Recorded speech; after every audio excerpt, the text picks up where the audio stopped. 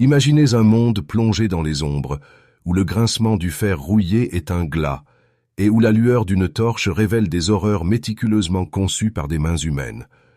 Un monde où la justice était un instrument brutal, la confession une supplication désespérée, et la douleur une forme d'art aiguisée jusqu'à l'agonie exquise. C'était le Moyen Âge, une époque de foi profonde et de brutalité choquante, où les frontières entre le châtiment et le divertissement sadique s'estompaient en un terrifiant éventail de souffrances. Vous êtes dans une chambre de pierre froide et humide, l'air épais de l'odeur métallique du vieux sang et du parfum persistant de la peur. Les murs dégoulinent de condensation, et le seul son est le goutte à goutte, goutte à goutte, goutte à goutte rythmique de l'eau provenant d'une fissure invisible. Votre cœur bat la chamade contre vos côtes, un oiseau affolé piégé dans une cage osseuse, alors que vous anticipez les pas lourds, le tintement des clés, le grincement de la porte de fer qui annoncera une nouvelle séance. Ce n'est pas une scène d'un cauchemar. Pour d'innombrables âmes à travers l'Europe médiévale, c'était une réalité glaçante. Nous regardons souvent le Moyen Âge à travers un prisme romantique. Des chevaliers en armure étincelante, de grandes cathédrales, des contes épiques de chevalerie.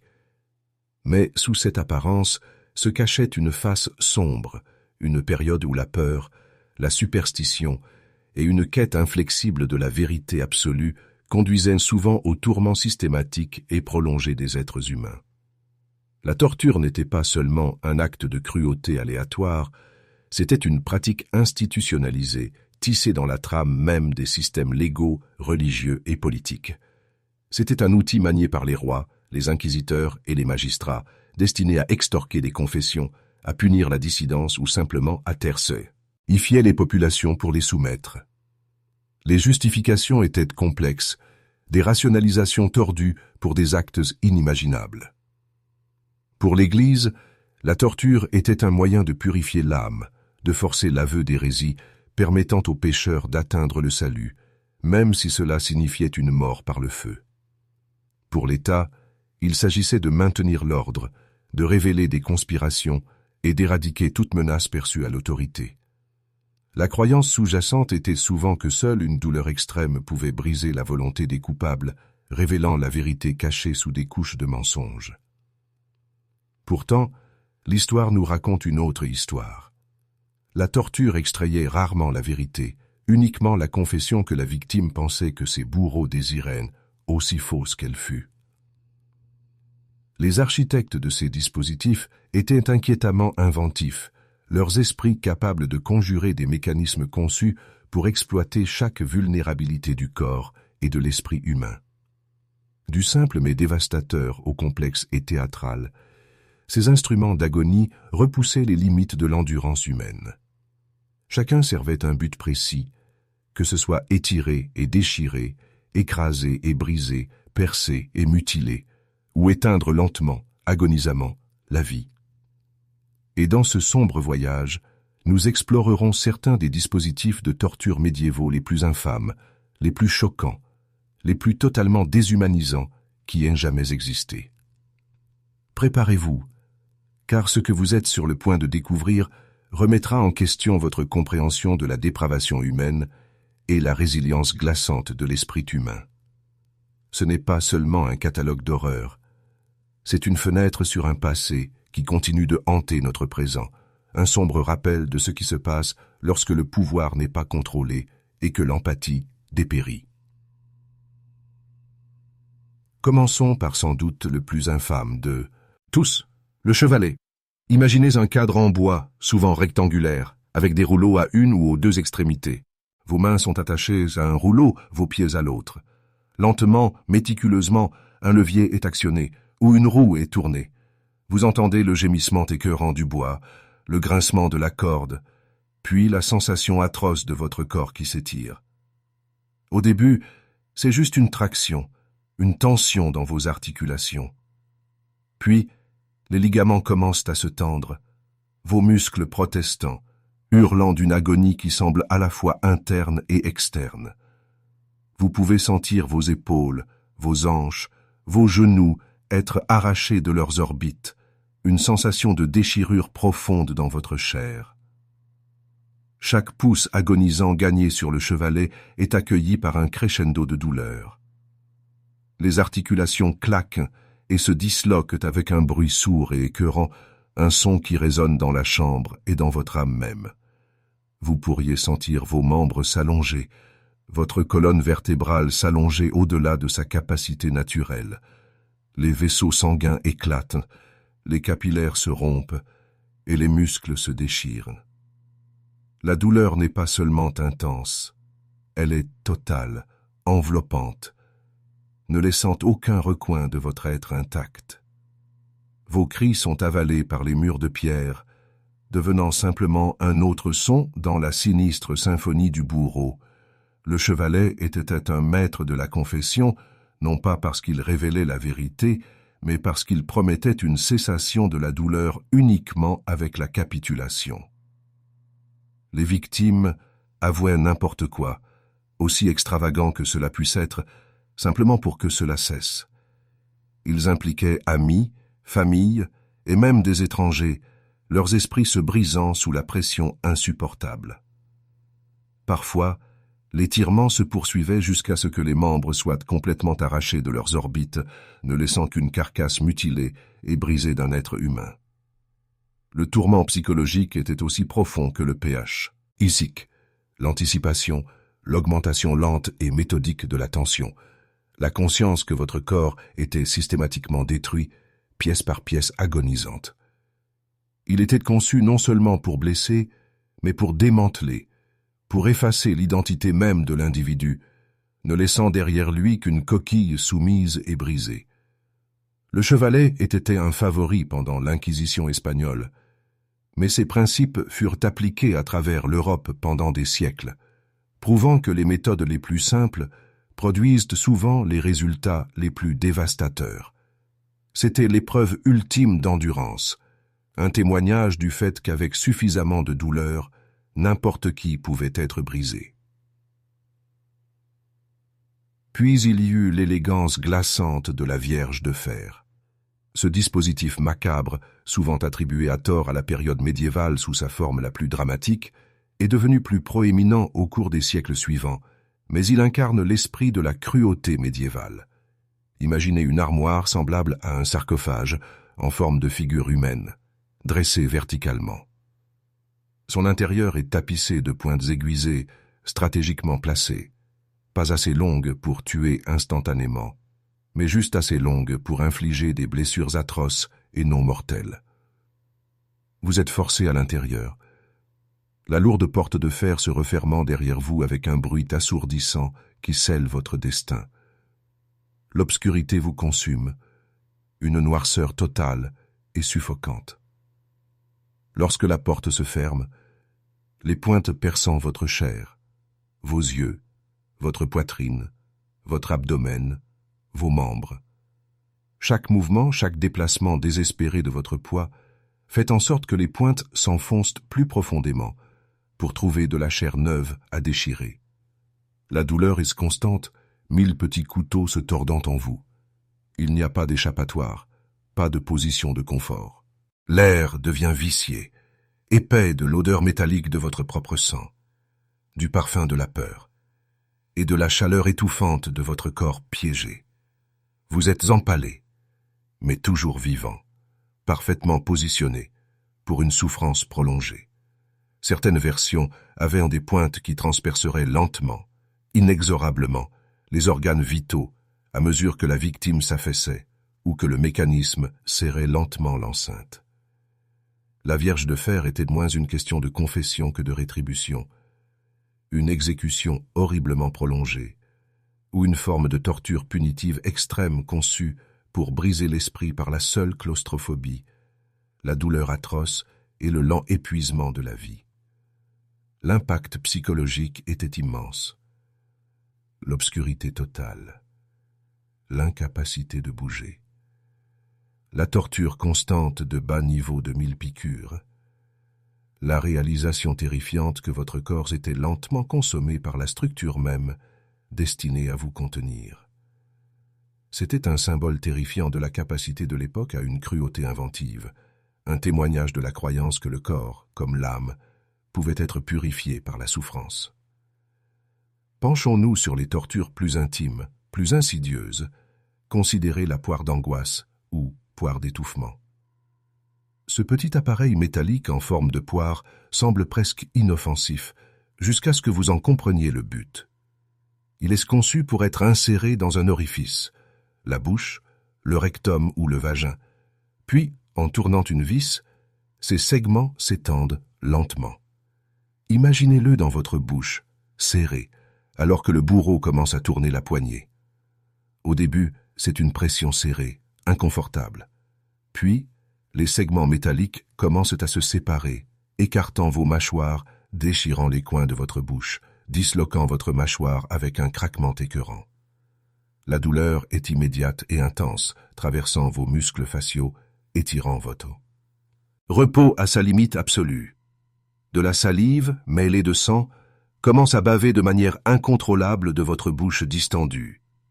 Vous ne pouvez pas crier, seulement vous étouffez sur le métal en expansion, un son étranglé et guttural s'échappant de votre gorge ravagée.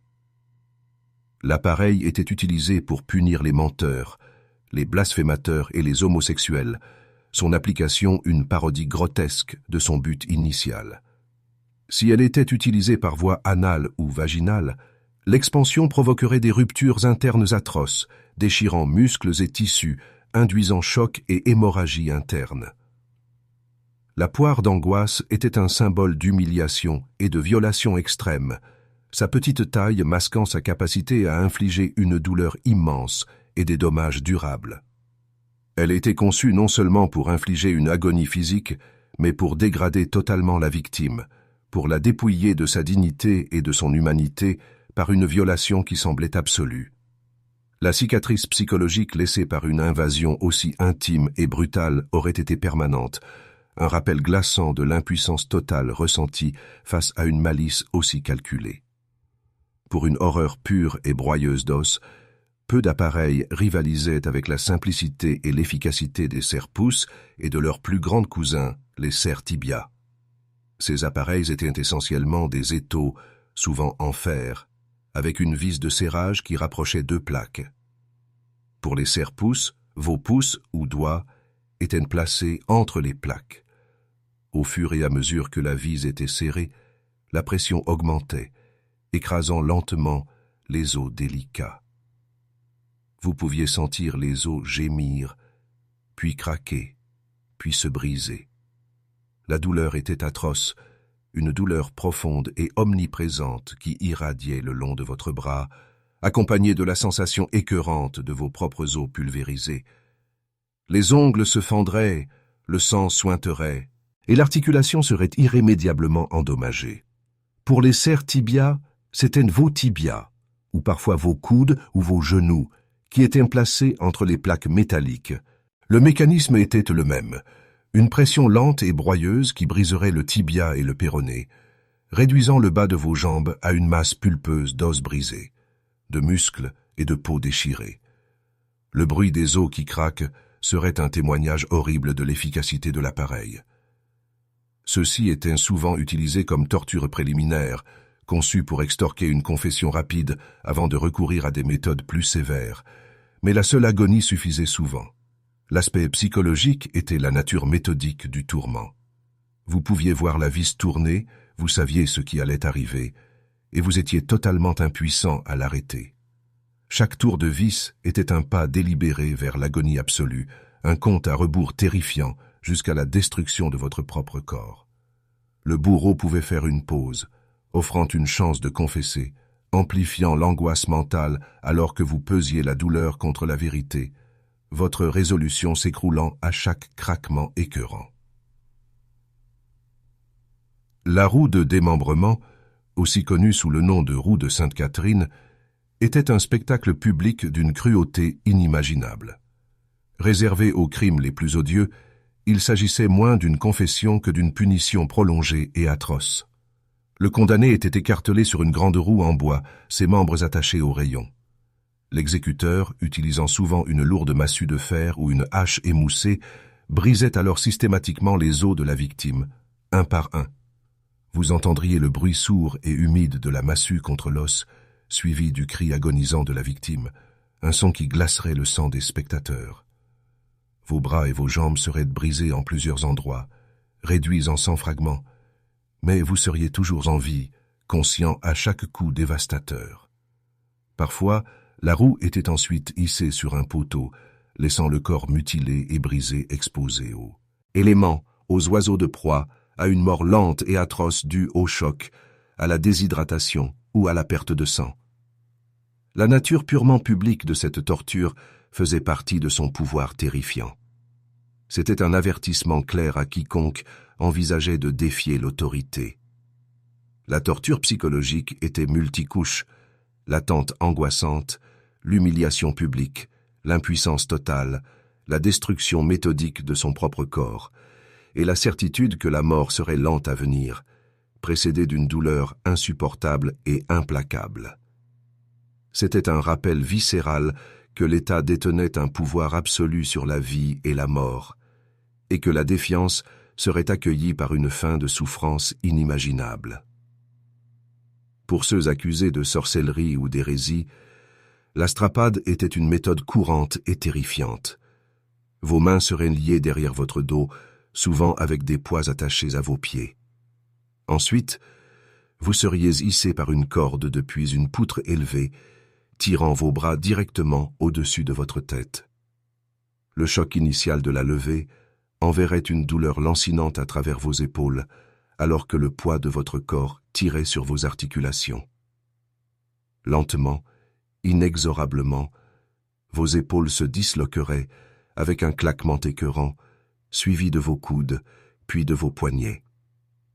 La douleur était atroce, une sensation de brûlure et de déchirure, alors que les ligaments s'étiraient et se déchiraient, les muscles se rompaient, et les os se frottaient les uns contre les autres.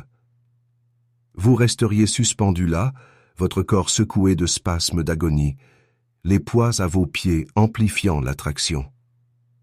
Parfois, vous seriez lâché soudainement, seulement pour être rattrapé juste avant de toucher le sol, la secousse soudaine disloquant toutes les articulations restantes dans vos bras et vos épaules, le choc menaçant d'arracher complètement vos membres de leurs orbites. Vous seriez suspendu, impuissant, votre vision brouillée par la douleur, votre respiration saccadée. La pression constante sur votre poitrine due à la position anormale rendrait chaque respiration difficile. La strapade était un maître de la confession, car la douleur intense et constante et la peur d'une défiguration permanente ou de la mort forçaient souvent les victimes à dire n'importe quoi pour que cela cesse. L'impact psychologique était immense. Le sentiment d'une suspension totale, l'absence complète de contrôle sur son propre corps, l'attente angoissante de la prochaine chute, la conscience que votre corps était systématiquement déchiré par son propre poids. C'était un témoignage terrifiant du pouvoir de la gravité lorsqu'elle est transformée en arme par la cruauté humaine. Bien que souvent associé aux tyrans antiques, le concept du taureau d'airain incarne une horreur intemporelle qui a résonné tout au long du Moyen-Âge. Bien que son utilisation réelle dans l'Europe médiévale soit débattue, l'idée de cet instrument, la cruauté imaginative pure, a servi de puissant moyen de dissuasion. Imaginez un taureau creux, entièrement moulé en bronze, avec une porte sur le côté. Vous êtes forcé à l'intérieur de ce mastodonte métallique, la porte se refermant derrière vous. Ensuite, un feu est allumé sous le taureau. Lentement, agonisamment, le métal commence à chauffer. Vous sentez la chaleur brûlante rayonner des murs, vous oppressant, vous rôtissant lentement vif. Votre peau se boursoufle, votre chair se brûle. L'air à l'intérieur devient un enfer suffocant. Le taureau était conçu avec un mécanisme acoustique qui amplifierait vos cris, les transformant en le son d'un taureau mugissant, un spectacle grotesque pour les spectateurs. La terreur d'être brûlé vif, de votre chair qui cuit, de vos propres cris tordus en un cri animal, c'était une horreur inégalée. Le taureau d'airain était un monument à la torture punitive, conçu pour une mort lente et atroce qui se voulait est un avertissement public. L'impact psychologique était stratifié. La claustrophobie, l'escalade de la chaleur, la connaissance que votre mort était inévitable et lente, et la pensée horrible que votre agonie était utilisée comme source de divertissement. Il représentait la dégradation ultime, transformant la souffrance humaine en une forme pervertie d'amusement, un rappel glaçant des profondeurs de la dépravation humaine. Moins ouvertement brutale, mais tout aussi terrifiante, était la file du pilleur, Scavenger's Daughter, un dispositif conçu pour obtenir l'effet inverse du chevalet, une compression extrême. Inventé par Sir Leonard Skeffington, lieutenant de la Tour de Londres, il s'agissait d'un lourd cadre en fer qui forçait le corps à se recroqueviller en une boule incroyablement petite. Votre tête était tirée vers vos genoux, vos bras pressés fermement contre votre poitrine et vos jambes forcées vers le haut. Le cadre, souvent articulé, était ensuite serré, comprimant tout votre corps, vous coupant le souffle. Vous sentiez vos côtes craquer sous la pression. Votre colonne vertébrale se pliait de manière anormale, chaque muscle hurlant de protestation. Le flux sanguin serait restreint, provoquant des crampes intenses et des engourdissements, suivis d'une sensation de picotements atroces. Votre visage deviendrait violet, les vaisseaux sanguins éclatant sous l'immense pression. La douleur ne venait pas de déchirure, mais d'une compression implacable et suffocante. La file du pilleur était souvent utilisée pour extorquer des confessions. Le pur inconfort et la sensation d'être lentement écrasé, poussant les victimes à capituler. L'impact psychologique était la sensation d'être totalement contraint, de son propre corps transformé en étau, chaque respiration étant un halètement désespéré. C'était un témoignage du fait que la cruauté ne se trouvait pas seulement dans l'étirement et la déchirure, mais dans l'étreinte implacable et suffocante d'une cage métallique. C'était un cauchemar claustrophobe rendu réel, conçu pour briser l'esprit par la pure agonie physique et un sentiment accablant d'impuissance. Pour les condamnés, les chaises de torture, notamment la chaise à pointe ou chaise d'interrogation, étaient un choix particulièrement cruel.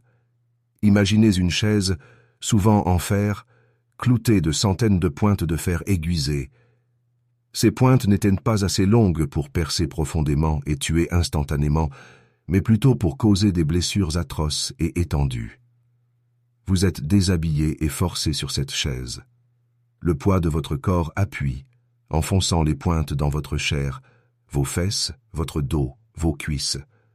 Chaque mouvement, chaque tentative désespérée de trouver une position de moindre douleur ne fait qu'enfoncer de nouvelles pointes, créant de nouvelles plaies. La chaise pouvait également avoir des attaches en fer pour vos bras et vos jambes, vous empêchant d'échapper à son tourment.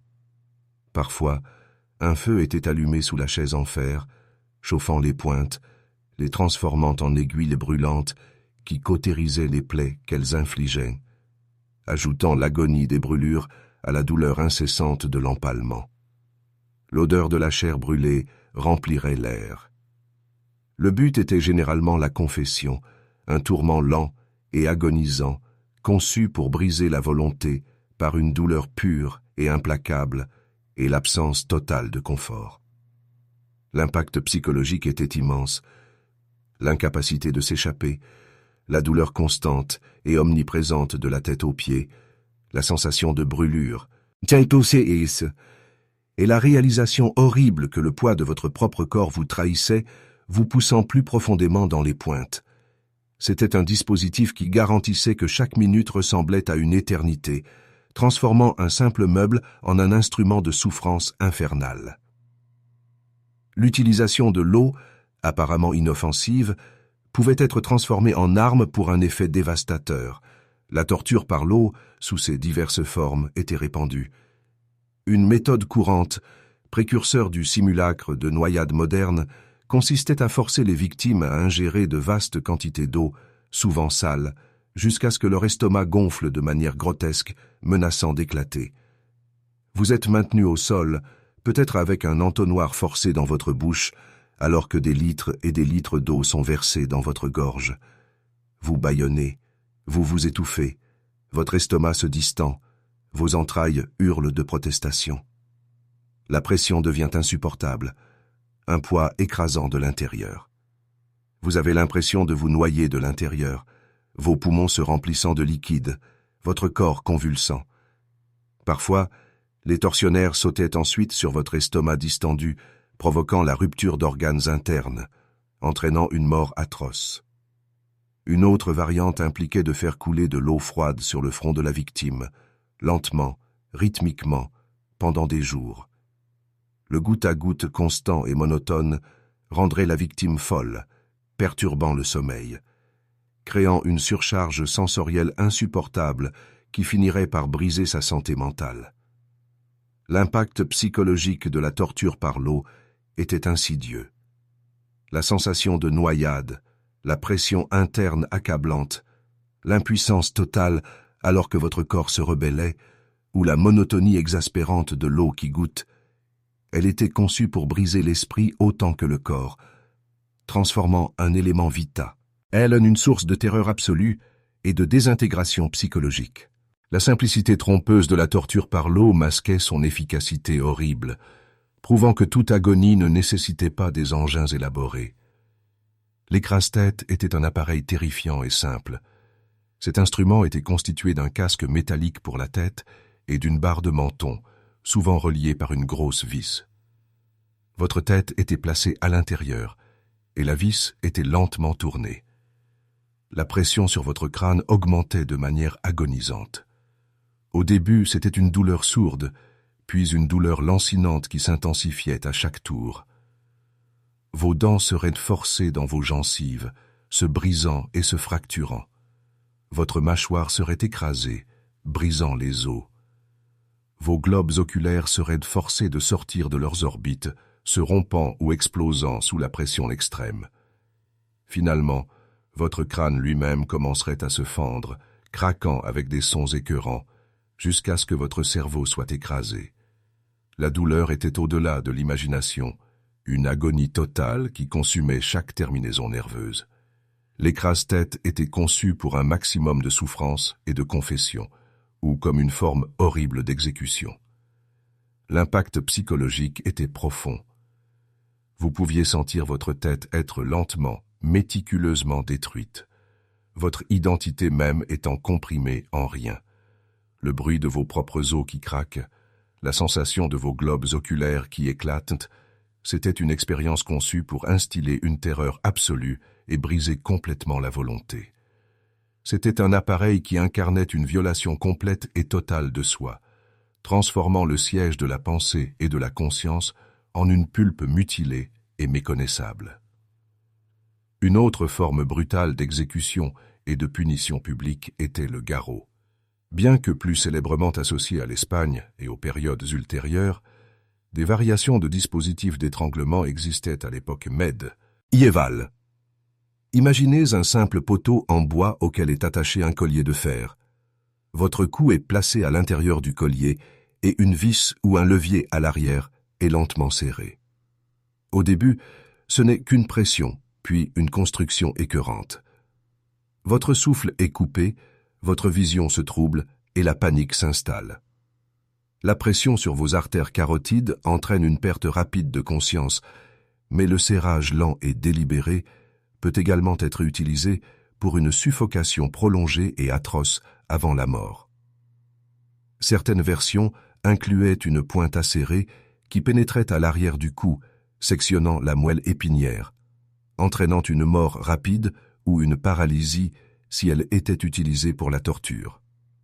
Cependant, l'application la plus agonisante impliquait une strangulation lente et délibérée, où la vie était progressivement pressée hors du corps. L'horreur psychologique était le sentiment de ne pas pouvoir respirer, la lutte désespérée pour l'air, la réalisation terrifiante que votre propre souffle vous était volé, minute après minute agonisante. C'était une mort suffocante et terrifiante, souvent exécutée publiquement pour maximiser son effet dissuasif. Pour l'humiliation et l'exposition publique, le pilori et les ceps étaient omniprésents. Il s'agissait de cadres en bois, souvent installés sur les places publiques, où les délinquants mineurs étaient enfermés par le cou et les poignets, pilori, ou les chevilles, ceps. Bien qu'ils n'infligent pas directement de torture physique avec des mécanismes, L'exposition elle-même était une forme de punition atroce. Vous êtes laissé vulnérable, exposé aux éléments, le soleil brûlant, le froid mordant, la pluie battante. Votre corps souffre de la position fixe et contre nature, vos muscles se contractent, vos articulations se raidissent. Mais la véritable agonie venait de la foule. Les passants, encouragés par les autorités, lançaient des insultes, des aliments pourris, des ordures et parfois même des pierres. Vous étiez totalement sans défense, incapable de vous protéger des abus verbaux ou des projectiles physiques. L'humiliation était le but principal, mais elle s'accompagnait souvent de blessures physiques dues aux objets lancés. Le coût psychologique était immense. La honte publique, le sentiment d'impuissance totale, le barrage incessant d'insultes et d'attaques physiques, la conscience que votre dignité était dépouillée devant une foule insensible. C'était une punition qui transformait la victime en spectacle, un exemple vivant de ce qui arrive quand on défie les autorités locales. La durée même de l'exposition, souvent pendant des heures voire des jours, laissait la victime physiquement brisée et émotionnellement marquée, un témoignage vivant de l'humiliation publique. La fourche de l'hérétique était un dispositif spécialisé, utilisé par l'Inquisition pour les transgressions religieuses. Il s'agissait d'une fourche à 2 broches, une extrémité appuyant contre le menton et l'autre contre le sternum. Elle était attachée à une sangle ou une corde qui passait autour du cou de la victime, forçant sa tête à rester droite, l'empêchant de dormir. Si la victime s'affaissait ou s'endormait, les broches acérées s'enfonçaient dans sa chair, causant une douleur immédiate et atroce. Imaginez des jours et des nuits ainsi, incapables de vous reposer, incapables d'échapper à la sensation constante de picotement. La douleur n'était pas nécessairement atroce, mais elle était incessante, implacable, conçue pour induire la privation de sommeil et la rupture psychologique. La fourche de l'hérétique était une forme de torture psychologique subtile mais efficace, conçue pour extorquer des confessions en épuisant la volonté de la victime par la fatigue et l'inconfort constant. L'incapacité de dormir, l'irritation continue, le désir désespéré d'un instant de repos, cela pousserait les victimes au bord de la folie, les forçant à confesser n'importe quoi pour que cela cesse. C'était un dispositif qui transformait le besoin naturel de repos en une arme, un témoignage de la créativité insidieuse des tortionnaires. Pour ceux accusés de sorcellerie, l'arrosoir à plomb était un dispositif vraiment grotesque. C'était un récipient métallique, en forme d'arrosoir, rempli de plomb fondu, de goudron ou d'eau bouillante. Le bourreau aspergerait alors ce liquide fondu ou bouillant sur la chair nue de la victime. Imaginez la douleur cuisante, alors que le plomb fondu grésille et coule sur votre peau, brûlant à travers les couches de chair, cautérisant les nerfs, laissant derrière lui d'horribles brûlures au 3e degré. L'odeur de la chair brûlée, les cris agonisants, la vue de votre propre peau qui bulle et noircit, c'était un cauchemar sensoriel. L'arrosoir à plomb était conçu pour infliger une douleur et une défiguration extrême, souvent sans intention de mort immédiate, bien que l'infection et le choc suivent fréquemment. L'impact psychologique était la terreur pure d'anticiper la prochaine goutte, l'agonie insupportable des brûlures, et la conscience que votre corps était défiguré de manière permanente et horrible. C'était un dispositif qui armait la peur la plus élémentaire, la brûlure, pour un maximum de souffrance prolongée. La chaise de fer, distincte de la chaise à pointe, était un autre instrument de souffrance prolongée. Ressemblant souvent à un fauteuil normal, mais construite entièrement en fer lourd, elle pouvait être chauffée par le dessous. La victime était déshabillée et attachée à la chaise. Au fur et à mesure que le fer chauffait lentement, il devenait brûlant la chair de la victime directement sur la chaise. Vous sentiez votre peau cloquer, puis carboniser, fusionner avec le métal. L'agonie était inimaginable, la sensation d'être, et lentement rôti vif, votre corps ne faisant plus qu'un avec le fer brûlant. Parfois, les chaises étaient équipées de liens supplémentaires ou même de chaînes qui pouvaient être serrées. La chaise de fer était utilisée pour des punitions extrêmes, ou pour extorquer des confessions par une chaleur insupportable. L'impact psychologique était l'escalade lente et inévitable de l'agonie, la sensation d'être piégé et cuit vivant, et l'impuissance totale alors que votre corps se désintégrait lentement. C'était un dispositif qui transformait le confinement en un enfer de feu, transformant un simple siège en une forge de souffrance humaine. La poêle à frire, ou le grill, impliquait l'application directe du feu. La victime était étirée et attachée sur une grille métallique ou une grande poêle métallique sous laquelle un feu était allumé. Imaginez-vous nu, attaché sur des charbons ardents, sentant la chaleur monter, vous brûlant lentement la peau, puis vos muscles, puis vos organes. L'odeur de votre propre chair qui brûle, la douleur atroce, les supplications désespérées pour que cela cesse. C'était une mort lente et agonisante par rôtissage. Le grill était particulièrement associé au martyre des saints, mais ses principes étaient appliqués dans la torture laïque. Le tourment psychologique était profond, l'attente angoissante, la lente cuisson du corps et l'incapacité totale d'échapper à l'étreinte ardente de la grille. C'était un dispositif qui promettait une fin prolongée et agonisante, un témoignage de la brutalité finale de la justice médiévale. La scie était un instrument de démembrement véritablement horrible, utilisé pour les exécutions, en particulier pour ceux accusés de sorcellerie, de magie ou d'hérésie. La victime était pendue la tête en bas, souvent par les chevilles, nue. Ensuite, deux bourreaux utilisaient une grande et longue scie pour scier lentement la victime en deux, en commençant par l'aine et en descendant à travers le corps. L'inversion du corps garantissait que le cerveau recevait suffisamment de sang pour maintenir la victime conscient. Et pendant une période prolongée maximisant l'agonie, vous sentiriez les dents rugueuses de la scie déchirer votre chair, puis vos os, la douleur brûlante alors qu'elle déchirait votre haine, vos intestins, votre vessie, votre colonne vertébrale.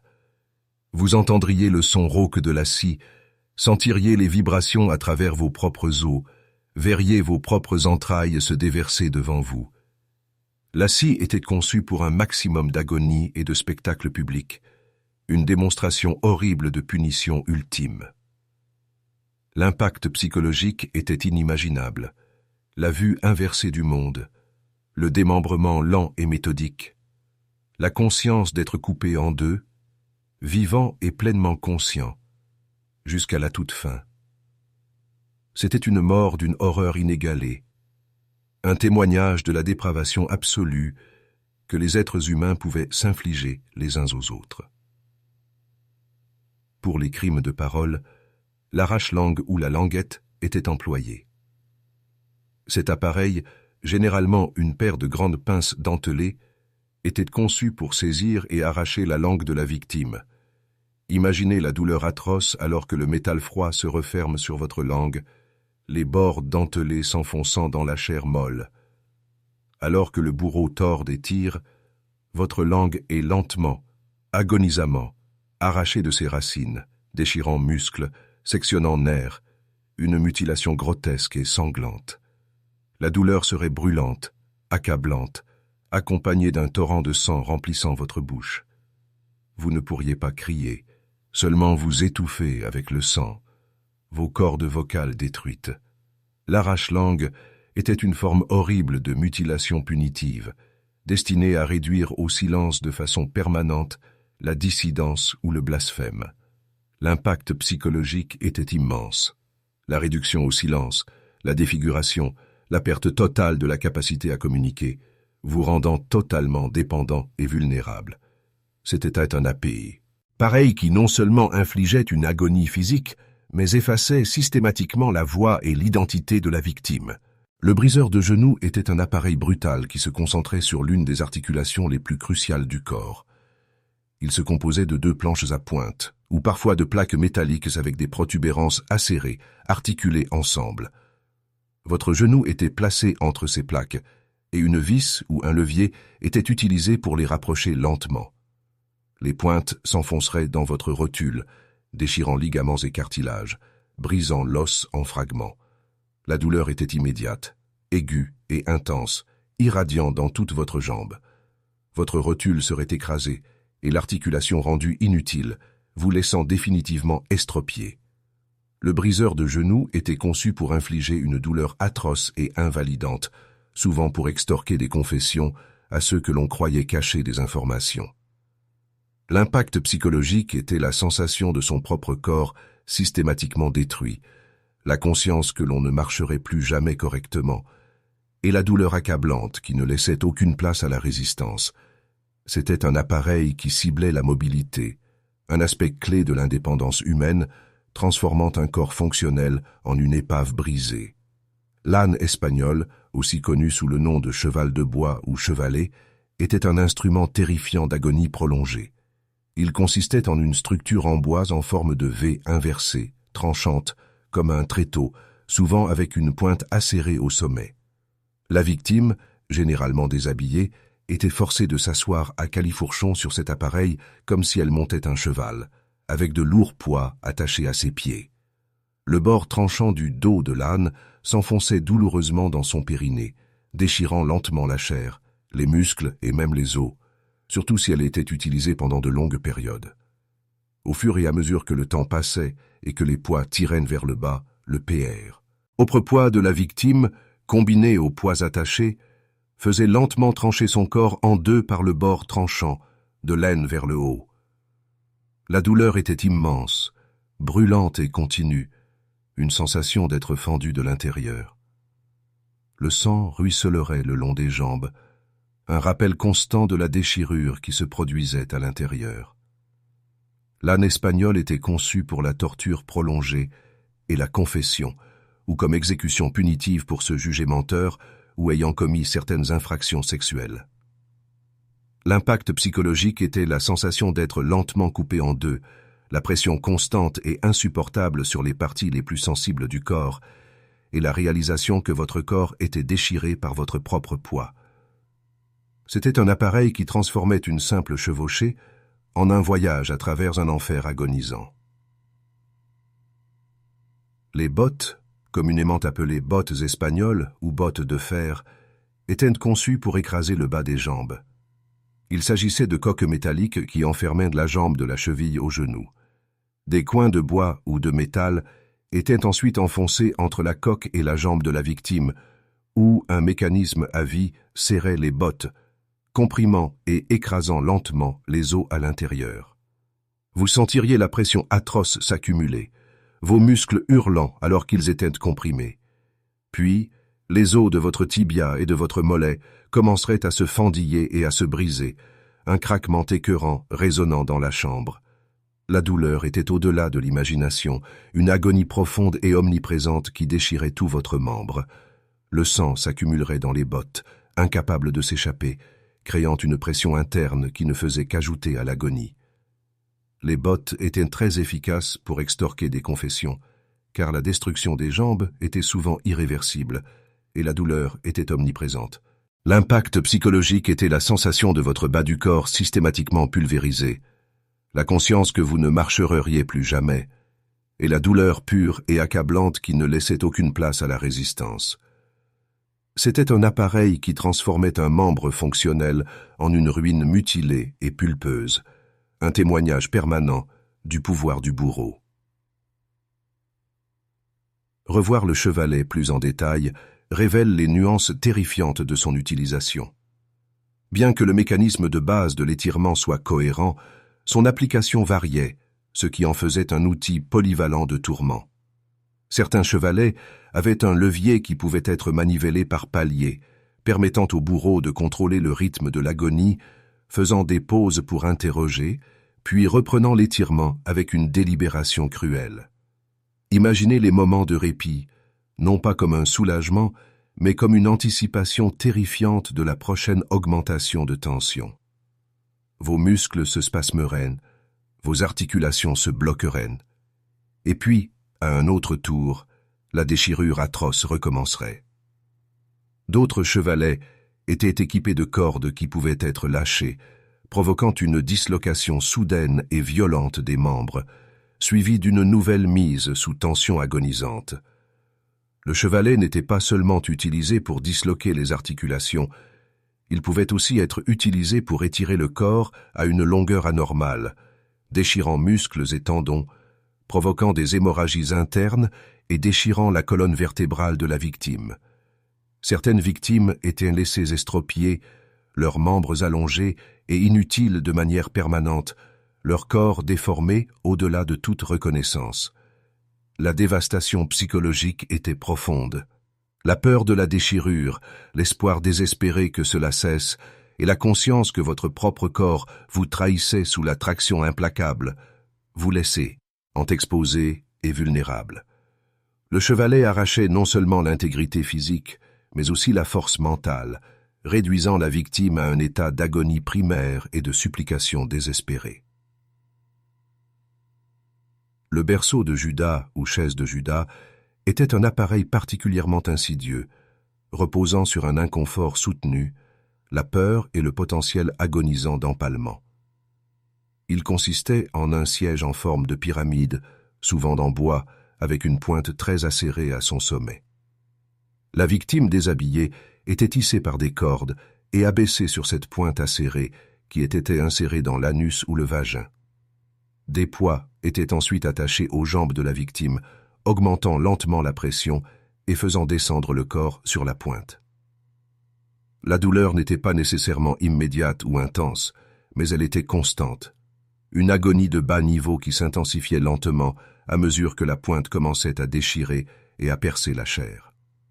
Le sommeil était impossible, car tout affaissement entraînerait une pénétration plus profonde, causant des pics de douleur atroces. Pendant des heures ou des jours, la pointe empalait lentement, inexorablement, la victime, causant des hémorragies internes, déchirant les tissus et conduisant finalement à la mort par infection ou choc. Le berceau de Judas était conçu pour une confession prolongée, la peur de l'empalement poussant les victimes à parler. L'impact psychologique était immense. L'inconfort constant et lancinant, la connaissance terrifiante que vous vous empaliez lentement sur la pointe acérée, l'incapacité de vous reposer et l'humiliation totale d'être suspendu dans une telle position. C'était un appareil qui utilisait le propre poids du corps comme arme contre lui-même, transformant la victime en instrument de sa propre destruction. Pour confiner et exposer les prisonniers, en particulier ceux accusés de crimes graves ou considérés comme extrêmement dangereux, la torture du cercueil ou la cage de fer était employée. Imaginez une cage de fer, souvent en forme de corps humain, juste assez grande pour vous contenir, mais pas confortablement. Vous êtes forcé à l'intérieur, parfois en position debout ou agenouillé, parfois recroquevillé en fœtus, incapable d'étirer vos membres ou de vraiment vous reposer. La cage était ensuite suspendue à un arbre, à une potence ou aux côtés d'un bâtiment, exposé aux éléments. Vous deviez endurer le vent mordant, le soleil brûlant, la pluie battante, le froid glacial. Les oiseaux picoreraient votre chair, les insectes rampants vous couvriraient, et la tension constante de maintenir une position anormale entraînerait des crampes musculaires, des douleurs articulaires et finalement l'incapacité de bouger. La cage elle-même commencerait à vous couper la chair, entraînant des plaies ouvertes et des infections. La mort serait lente, souvent par famine, déshydratation, exposition ou finalement par le pur épuisement physique et la défaillance des organes internes. La torture du cercueil était un spectacle public d'une mort agonisante et prolongée, conçu pour terroriser les populations. L'impact psychologique était profond. L'isolement total, l'impuissance complète, l'humiliation publique, la descente lente et agonisante dans la folie et la mort, tout en étant une exposition vivante et souffrante. C'était un symbole terrifiant du pouvoir absolu, transformant le condamné en un avertissement macabre et permanent. Bien que moins un appareil qu'un acte, le bûcher était une forme courante d'exécution, en particulier pour l'hérésie, la sorcellerie et la trahison, imprégnées d'une profonde signification religieuse et symbolique dans l'esprit médiéval. Le condamné était attaché à un grand poteau en bois, souvent entouré d'un bûcher de bois d'allumage et de bûches. Il était exhorté à confesser une dernière fois, souvent par un prêtre ou un inquisiteur, avant que la torche ne soit mise au bois. Vous sentiriez la chaleur monter, la fumée remplir vos poumons, vous piquant les yeux. Le crépitement des flammes deviendrait plus fort, plus proche, jusqu'à ce qu'elles commencent à lécher votre peau. La douleur atroce de votre chair qui brûle, qui cloque, puis qui se carbonise, serait inimaginable. Vos muscles se contracteraient violemment, vos cris seraient avalés par le rugissement du feu. L'odeur de la chair brûlée, la chaleur, la fumée, la réalisation horrible que vous étiez consommé par les flammes. C'était une fin véritablement infernale. La mort surviendrait finalement par choc, suffocation ou destruction des organes vitaux, mais elle était souvent prolongée. Un spectacle agonisant. L'horreur psychologique était absolue. L'anticipation, la nature publique de la mort, la sensation d'être englouti par le feu, et l'agonie finale et inéluctable. C'était une mort destinée non seulement à punir le corps, mais, dans la logique tordue de l'époque, à purifier l'âme par le feu, une démonstration macabre de la rétribution divine. Tout aussi terrifiante, et souvent réservée aux crimes les plus graves, était l'écorchement. Il s'agissait du retrait délibéré de la peau d'une personne. Imaginez être attaché, probablement à une croix ou à une table, pendant qu'un bourreau, avec des couteaux spécialisés, commence à couper lentement et méticuleusement votre peau. Vous sentiriez la coupure nette, puis la sensation agonisante de votre peau lentement arrachée de vos muscles et de vos organes. La douleur serait brûlante, accablante, une agonie constante à mesure que couche après couche était retirée. Le sang coulerait à flots, votre chair exposée serait d'une sensibilité exquise à l'air, à tout contact.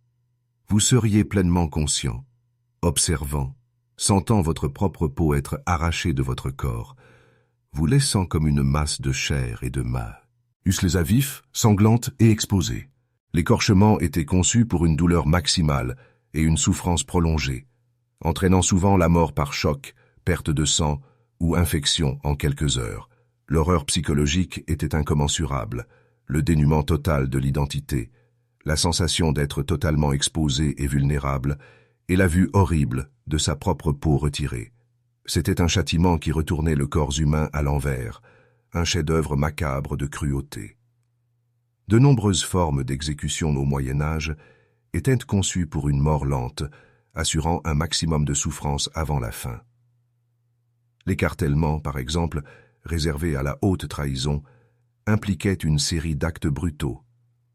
Traîner le condamné sur le lieu d'exécution, la pendaison, mais pas jusqu'à la mort, l'éviscération, souvent encore vivant, la castration, la décapitation, puis l'écartèlement du corps, les parties étant exposées comme un avertissement. Imaginez l'agonie d'être partiellement pendu, puis décroché, seulement pour être éviscéré, vos intestins tirés alors que vous êtes encore conscient, ressentant chaque déchirure et traction agonisante. La pure horreur, l'humiliation publique, la douleur et la prolongation délibérée de la vie par ces mutilations horribles, c'était un rituel de dégradation et de souffrance ultime. L'impact psychologique était la sensation d'être systématiquement démantelé, chaque partie de votre corps violée et détruite, tout en restant atrocement conscient de votre propre fin. Ce n'étaient pas des morts rapides, c'étaient des spectacles de terreur prolongés, conçus pour instiller la peur et démontrer le pouvoir absolu de l'État. Le pal ou l'empalement était une forme d'exécution horrifiante qui a gagné en notoriété en Europe de l'Est, mais était connue et craignée sur tout le continent. La victime était forcée sur un pieu en bois aiguisé, qui était ensuite lentement redressé, permettant à la gravité d'enfoncer davantage le pieu dans le corps.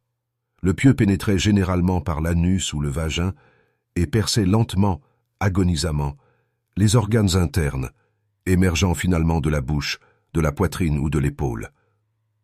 La mort pouvait prendre des heures, voire des jours, la victime saignant lentement, souffrant d'insuffisance organique et endurant une douleur inimaginable. Vous sentiriez le pieu déchirer vos entrailles, déchirer vos intestins, votre estomac, vos poumons, à mesure qu'il se frayait lentement un chemin à travers votre corps. La douleur serait constante, une agonie brûlante de l'intérieur. L'impact psychologique était la lente et agonisante déchirure interne, le sentiment d'être totalement consumé par le pieu, et l'humiliation publique d'être exposé comme un trophée vivant et mourant de cruauté.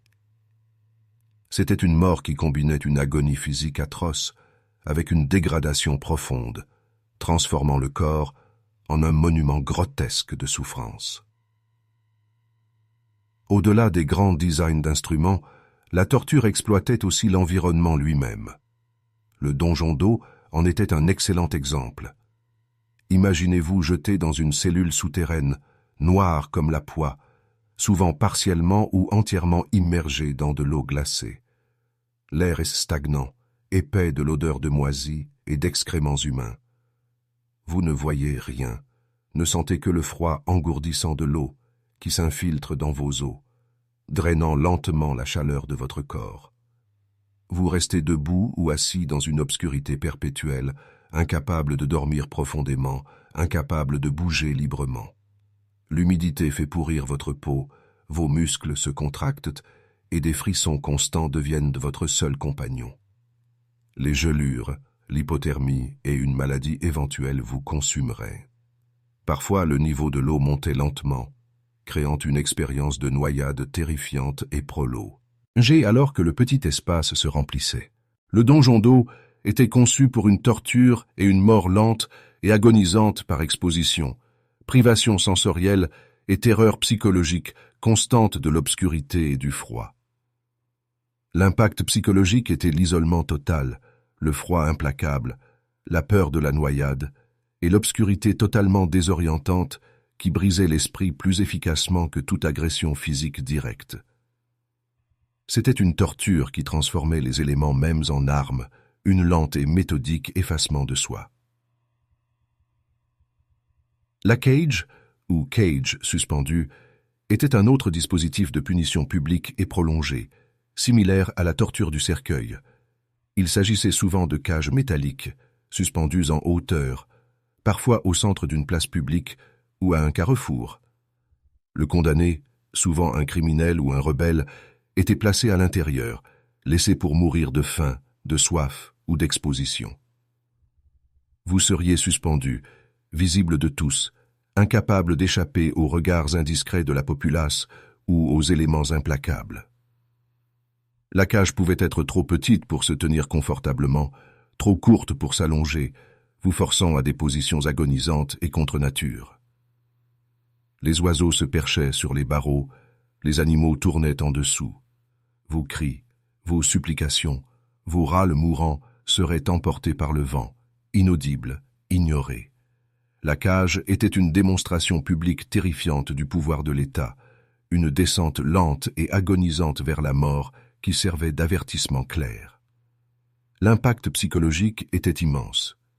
L'impuissance totale, la profonde humiliation publique, la lente et agonisante attente de la mort, tout en étant un spectacle vivant et en décomposition pour tous. C'était un monument au désespoir, conçu pour briser l'esprit par une exposition prolongée et une vulnérabilité totale. Le concept des ordalies, bien que plus judiciaire que strictement torturant au sens comme 1. Impliquait des épreuves physiques extrêmes censées révéler la vérité par intervention divine. L'ordalie par le feu pouvait impliquer de marcher sur des socs de charrues rougies au feu ou de tenir une barre de fer chauffée. Si les blessures guérissaient improprement, c'était pris comme un signe d'innocence. L'ordalie par l'eau pouvait impliquer d'être submergé dans de l'eau froide. Si vous couliez, vous étiez innocent, car l'eau pure accepterait une âme pure, mais si vous flottiez, vous étiez coupable, car l'eau impure rejetterait l'âme impure. Bien sûr, couler signifiait souvent se noyer. La terreur de ces ordalies résidait dans l'incertitude, la croyance que le jugement divin serait rendu par une souffrance physique extrême.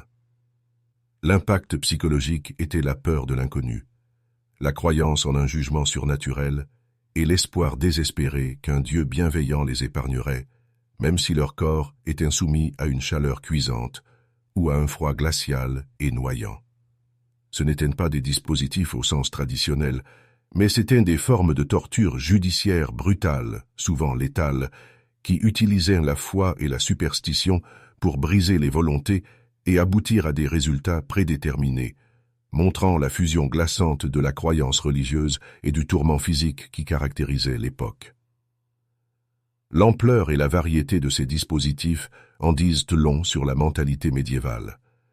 C'était un monde aux prises avec d'immenses changements sociétaux, une ferveur religieuse et un pouvoir d'État naissant, autant de facteurs qui ont contribué à un climat où de telles horreurs pouvaient prospérer.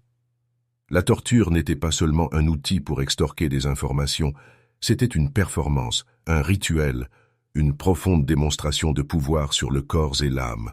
La torture publique, en particulier, servait de spectacle sinistre, un avertissement théâtral à quiconque envisagerait de défier l'autorité, qu'elle soit séculière ou ecclésiastique. Les cris agonisants, la vue des corps mutilés, l'odeur de la peur et de la chair brûlée, ceux-ci faisaient partie intégrante du tissu social, destiné à instiller l'obéissance par la terreur. Mais pourquoi, pourriez-vous demander, une telle ingéniosité à infliger la douleur? Une partie de la réponse réside dans la compréhension dominante de la nature humaine et de la justice. La confession, même si elle était contrainte, était considérée comme essentielle à la fois pour la justice terrestre et le salut spirituel. L'idée était qu'une douleur immense pouvait purifier, pouvait forcer l'âme à admettre ses péchés cachés. Cela s'interconnectait avec une profonde croyance dans le jugement divin. Si une personne confessait véritablement sous la torture, on croyait que c'était un signe de la volonté de Dieu. Cette logique tordue permettait aux tortionnaires de se considérer non pas comme des sadiques, mais comme des instruments de vérité et de justice, des agents dans un drame divin. Un autre facteur crucial était l'absence de sciences médico-légales modernes ou de techniques d'enquête.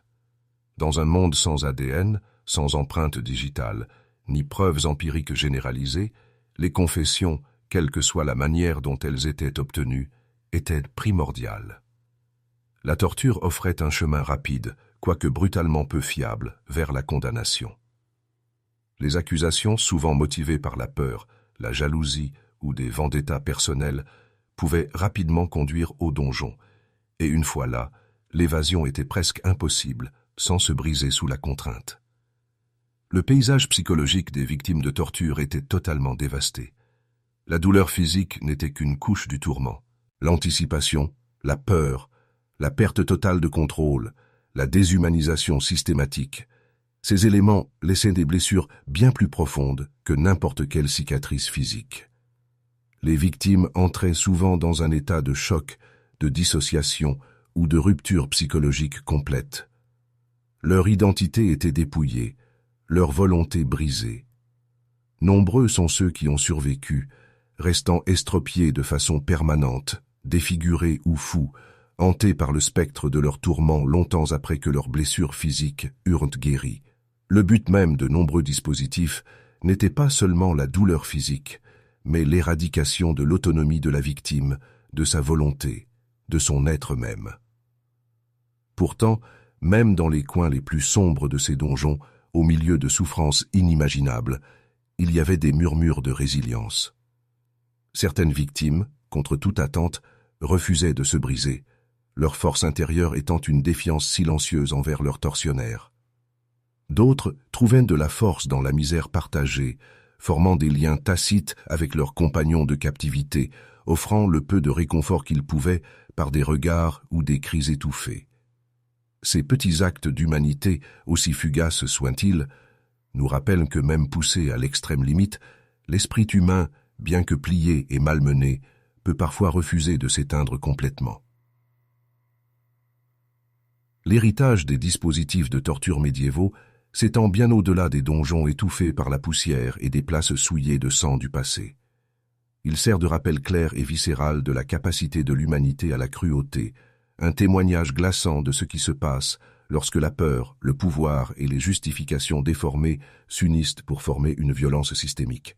Nous pouvons nous féliciter de nos progrès, de nos sensibilités modernes éclairées, croyant que de telles pratiques barbares sont confinées aux notes de bas de page historiques d'une époque révolue. Mais si nous sommes vraiment honnêtes, nous devons reconnaître que les impulsions fondamentales qui ont conduit à la torture médiévale, le désir de contrôle, l'exploitation de la vulnérabilité, la rationalisation de la souffrance pour un bien supérieur perçu, résonnent encore dans notre monde contemporain. Aujourd'hui, les chevalets et les vierges de fer sont en grande partie des pièces de musée, des reliques d'un passé que nous préférons croire avoir dépassé. Mais les mécanismes sous-jacents de la torture n'ont fait qu'évoluer, devenant plus sophistiqués, plus psychologiquement nuancés, ne laissant souvent aucune trace visible. Les donjons d'eau sont remplacés par des chambres de privation sensorielle, les serres-pouces par la manipulation psychologique, les spectacles publics par des centres de détention cachés et des sites noirs. Les justifications, elles aussi, sont devenues plus complexes, enveloppées de jargon légal, d'impératifs de sécurité nationale ou de théories économiques abstraites. Nous ne brûlons plus les hérétiques au bûcher, mais nous nous engageons dans des politiques économiques qui condamnent des populations entières à une lente famine. Nous n'éviscérons plus les traîtres, mais nous laissons des systèmes prospérer qui trafiquent des enfants, exploitent des travailleurs vulnérables et dépouillent des individus de leur dignité par des abus systématiques, tout en conservant un vernis de civilité et de progrès. L'aveuglement moral qui a permis aux érudits et aux clercs médiévaux de rationaliser une cruauté indicible tout en débattant de la nature du divin est étrangement présent à notre époque. Nous défendons les droits de l'homme et plaidons pour la justice mondiale, même si nous consommons des produits fabriqués dans des conditions qui s'apparentent à l'esclavage moderne. Nous dénonçons les atrocités historiques, mais nous fermons les yeux sur les abus contemporains facilités par des chaînes d'approvisionnement qui s'étendent sur les continents, masquant le coût humain de notre confort. Le discours intellectuel sophistiqué de notre époque sert souvent d'écran de fumée, nous permettant de compartimenter la souffrance, de nous distancier des conséquences directes de nos choix collectifs, tout comme les philosophes d'Athènes débattaient de la vertu pendant que leurs esclaves étaient brutalisés. Les leçons tirées de la chambre de torture médiévale ne concernent pas seulement les manières ingénieuses dont les humains ont conçu d'infliger la douleur. Elles concernent la nature insidieuse du pouvoir, la fragilité de la justice et la tentation humaine pérenne de déshumaniser l'autre dans la poursuite du contrôle ou d'un objectif supérieur perçu. Elles nous rappellent que la capacité à la cruauté ne se limite à aucune époque ni à aucun dispositif particulier. Elle réside au fond du cœur humain, capable de se manifester sous d'innombrables formes, tant manifestes que subtiles. Peut-être la révélation la plus choquante n'est-elle pas l'inventivité de ces dispositifs, mais l'acceptation désinvolte de leur utilisation. Pendant des siècles, sur de vastes étendues de l'Europe, ces instruments de terreur furent considérés comme des outils légitimes de l'ordre public, faisant partie du cadre juridique établi. Ce n'étaient pas des horreurs secrètes, chuchotées, mais des secrets de polichinelle, parfois même des spectacles publics.